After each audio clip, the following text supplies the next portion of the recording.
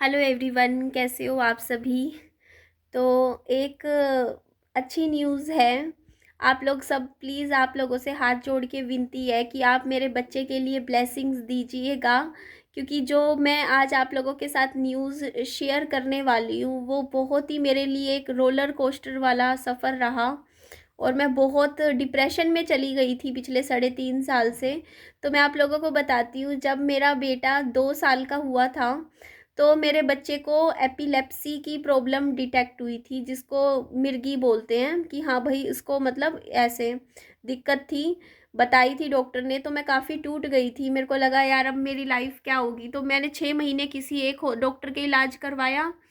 तो उसके बाद मैंने फिर डॉक्टर चेंज किया, तो फिर 3 साल और एक डॉक्टर के पास इलाज करवाया, जिनका डॉक्टर का नाम है प्रदीप कंसल।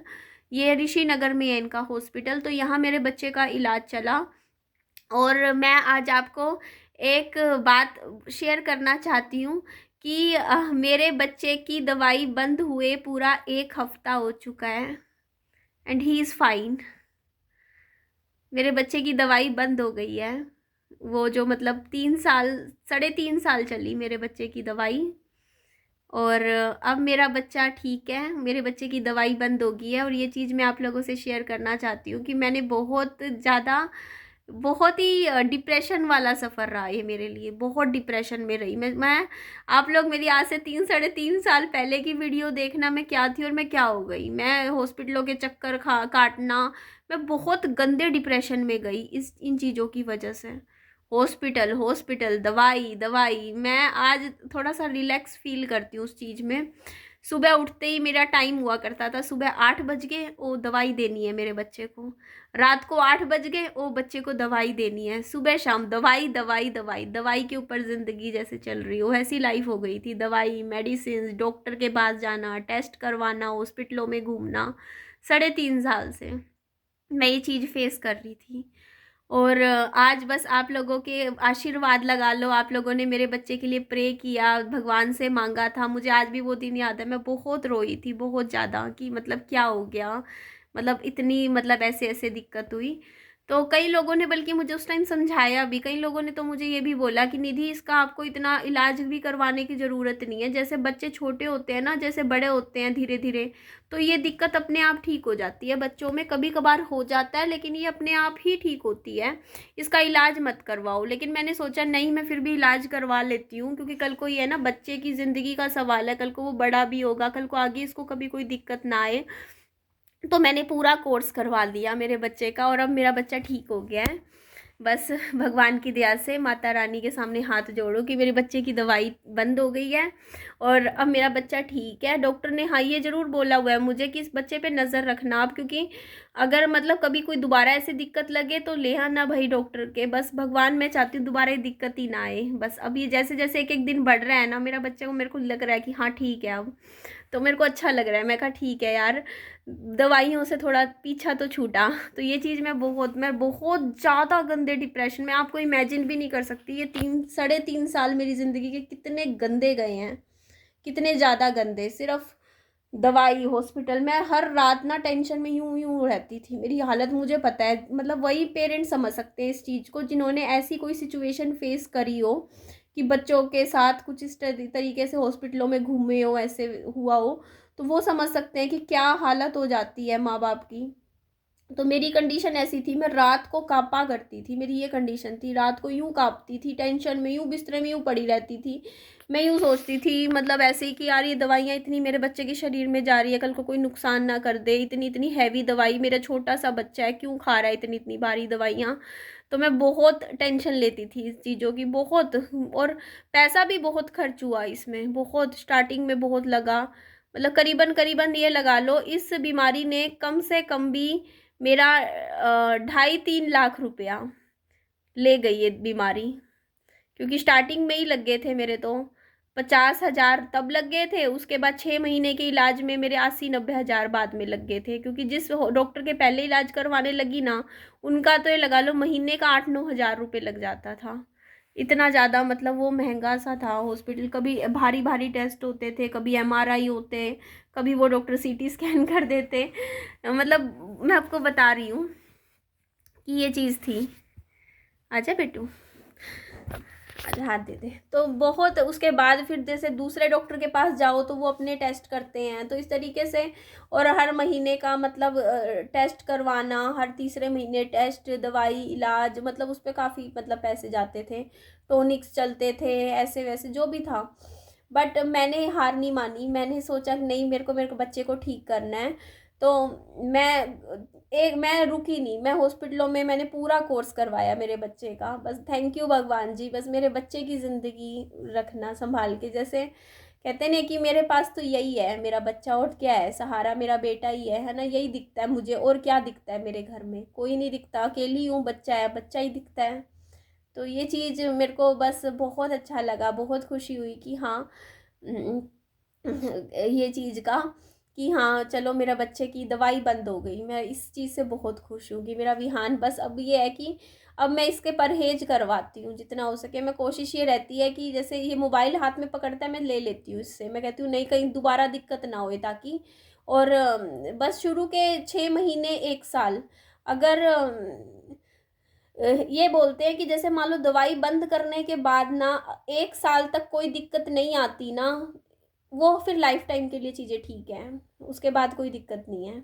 मतलब अब मेरे को ये है कि हाँ, अब मेरे बच्चे को आगे पूरी ज़िंदगी दवाई दुई या इस तरीके की कोई दिक्कत नहीं आएगी, है ना। तो चलो, मेडिकल साइंस का भी मैं थैंक यू बोलती हूँ कि भाई इतना इलाज निकाला, है ना, दवाइयों से चीज़ें होती हैं, ठीक होती हैं। तो अभी फ़िलहाल अभी तो ठीक है, देखो 1 हफ्ता हो चुका, बस भगवान की दया से बस हाथ जोड़ती हूँ भगवान के सामने, भगवान आगे भी ऐसे ही ठीक रहे। और मैंने अपने मन में ये विश्वास रख लिया है। आप लोग भी कहते थे ना, बस अपने मन में विश्वास रखो कि आपका बच्चा बिल्कुल ठीक है, बिल्कुल स्वस्थ है। अपने दिमाग से ये चीज़ें निकाल दो, जो भी हुआ अभी पिछले कुछ सालों में, तो मैंने वो चीज़ें दिमाग से निकाल ली हैं। अब मैं अपने अंदर एक कॉन्फिडेंस लेके आई हूँ कि नहीं, कुछ नहीं होगा, सब अच्छा होगा, बिल्कुल मेरा बच्चा अब आगे ठीक रहेगा एकदम। तो वो चीज़ का एक मतलब अपने अंदर लेके आई हूँ चीज़ की, हाँ नहीं, अब सब डरी है, सब ठीक है। तो ये चीज़ है। मेरा बाबू, बाबू छैल छबीला सो रहा है मेरा। इसकी नींद, इसीलिए मैं इसको ना अच्छे से सोने देती हूँ, क्योंकि देखो नींद पूरी होनी ज़्यादा अच्छे से ज़रूरी होती है।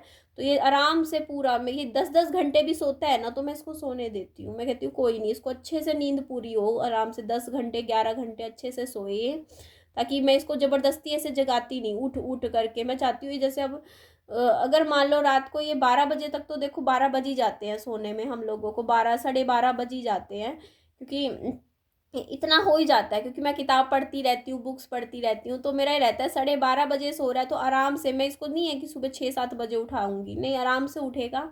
आराम से इसकी चाकी नींद अच्छे से पूरी हो, खाना पीना अच्छे से रखना है, अपनी तरफ से कोई मतलब कमी नहीं छोड़नी बच्चे के लिए। तो बस भगवान से थैंक यू बोलती हूँ। भगवान से नए साल पे बस यही मांगा था मैंने इस साल, है ना। जनवरी में गई थी ना, एक एक जनवरी को मंदिर नहीं गई थी मैं, लाइव करी थी मैंने, आपको याद होगा। उसमें मैंने सिर्फ यही मांगा था मेरे भगवान जी से कि मेरे बच्चे की दवाई बंद हो जाए, बस। और दवाई कैसे बंद हुई मैं आपको वो भी बता देती हूँ। दवाई ना, डॉक्टर ने ये बात तो मुझे बोली हुई थी कि 3 साल दवाई चलेगी, तो 3 साल तो चली पूरा दवाई। उसके बाद डॉक्टर ने जो मतलब जो दवाई है ना, वो थोड़ा थोड़ा करके बंद करी है, ऐसे एकदम से कभी दवाई बंद नहीं करते हैं शरीर में। तो पहले तो जैसे मान लो इसकी गोली चलती थी, एक गोली सुबह, एक रात की। तो डॉक्टर ने बोला कि अब इसकी गोली 1 महीना तो करो, सुबह आधी गोली, रात को एक गोली, सुबह आधी गोली, रात को एक गोली। तो इस तरीके से 1 महीना चला। उसके बाद डॉक्टर ने बोला कि उसके बाद अगले महीने आप करना सुबह आधी गोली और रात को आधी गोली, मतलब और डोज कम कर दी। तो ये चीज़ हुई। उसके बाद फिर अगले महीने डॉक्टर ने बोला कि पूरे सिर्फ आधी गोली चलेगी, पूरे 24 घंटे में आधी गोली। तो इस तरीके से सिर्फ आधी गोली चली। तो उसके बाद जैसे 1 महीना आधी आधी गोली चली, ठीक है, मैंने आपको बताया ना ऐसे करके।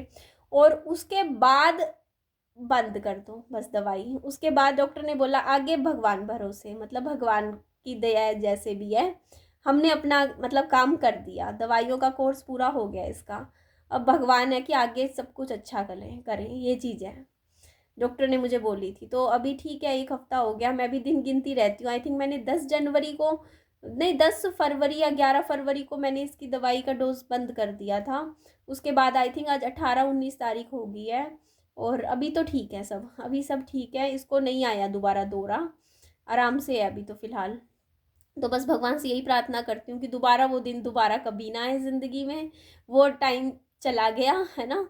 बस अब ये ठीक रहे, बस इसका स्वास्थ्य अच्छा रहे, ये हेल्दी रहे। बट इस सफ़र में ना 3.5 साल का जो ये सफ़र रहा ना, इसमें इसने खिलौने बहुत ले लिए मेरे से। आप लोगों को पता है मैं इसको खिलौने बिल्कुल नहीं दिलवाती थी जब छोटा था, तब मेरे को कमेंट आते थे कि निधि आप कैसी माँ हो, बच्चे को खिलौने नहीं दिलवाते हो, सारी माँ इतने इतने खिलौने दिलवाते हैं। फिर जब ये बीमार हो गया ना ऐसे, तब हॉस्पिटल जाती, इसकी सुई लगती थी, ये रोता था, इसको जाके मैं उस दिन मैंने इसका जो हॉस्पिटल जाने का वो चीज़ थी ना, इसको मैंने एक अच्छे एक्सपीरियंस में चेंज कर दिया। मैं इसको बहुत खिलौने दिलवाती उस दिन। तो ये पहले तो रोया करता था, हॉस्पिटल जाता था, ऐसे मेरे से देखा नहीं जाता था, इसके मतलब जैसे इंजेक्शन्स वगैरह लगते थे तब, है ना, टेस्ट वगैरह होते थे ना, इसलिए।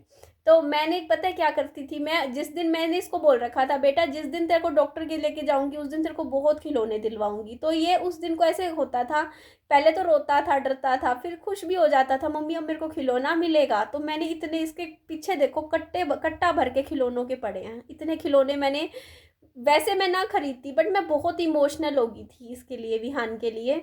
तो मैं जो भी चीज़ मेरे को दिखती ना, मैं हर चीज़ इसको दिलवाती थी खिलौनों में, कोई भी अच्छा चीज़ लगती मैं खिलौने दिलवाती, मैं बहुत खिलौने दिलवाती थी विहान को उस टाइम, क्योंकि मैं खुद इतनी इमोशनल हो चुकी थी ना उस टाइम, कि मैं ऐसे था कि कहते नहीं कि जब पता है जब क्या होता है ना कि बच्चा स्वस्थ हो तो आप ऐसे नहीं करते हो, लेकिन जब आपका ना मतलब ऐसे कुछ बच्चे को आप ऐसे सफ़र करते हुए देखते हो तो आपका एक एक्स्ट्रा प्यार उमड़ आता है अपने बच्चे के लिए कि नहीं इसको कुछ अच्छा दिलवाऊँ, इसको खुश रखूँ अपने बच्चे को।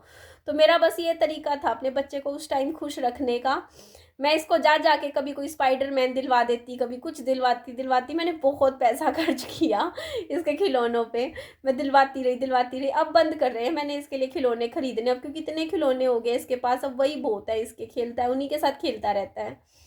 तो ये चीज़ होती है, इमोशनल थी बहुत ज़्यादा तो मैं इसको दिलवाती रही, बस भगवान का नाम लेके अब मैं कहती हूँ भगवान हाथ जोड़ के, भगवान अब दोबारा वहाँ नहीं जाना हॉस्पिटल में, बच्चे को ले लेके मत घुमाना मेरे को, बस आगे आगे बस ये ठीक रहे, स्वस्थ रहे, बस इसका मैं ध्यान करती हूँ, इसीलिए इसका खाने पीने का जितना हो सके अच्छा से अच्छा रखती हूँ, ताकि हाँ बस ये है, ये आगे अब आगे ठीक रहे मेरा बच्चा, बस ठीक है, बस गया वो टाइम भी निकल गया है ना। चलो एंड करती हूँ इस वीडियो का, अपना खूब सारा ध्यान रखिएगा, bye bye, take care, bye bye.